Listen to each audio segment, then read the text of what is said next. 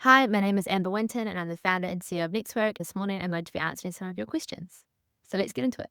Today's question: how do you see technical intelligence and emotional intelligence in a team? Good question. Technical intelligence is the technical skills for the job, and emotional intelligence is how you're working in a team with other people.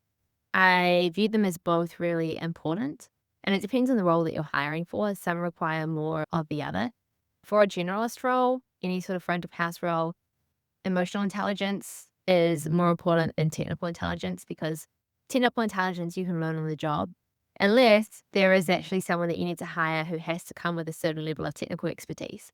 I'd want one to stay long term at the company. They have to get along with you and they have to get along with the other people there. Otherwise, it is not going to last. And as bad people stay, then good people will go. So you need to make sure that everyone on your team has some sort of emotional intelligence or is able to fit in some way that people are going to appreciate and acknowledge and feel good about.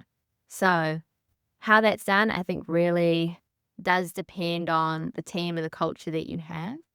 But at NextWork, honestly, it's a lot about, are you a good team player? Are you aware of what you're saying? Do you get along with others? Can you work under pressure? Can you give each other really honest feedback? Work at pace, get things done. If you can do all of that, be in a very high performing team where there is a lot of tension and friction and back and forth, as you should be, and still come out of it saying, we're good and proud of this because we've built a better product, then that's a really good place to be in. So ideally, you're looking for both, but I would say number one is emotional intelligence and then drive and hunger, and then probably lack of ego, those three. And then after that, you can start looking at technical intelligence and see if they're a good fit. At the end of the day, they do need to be able to do their job.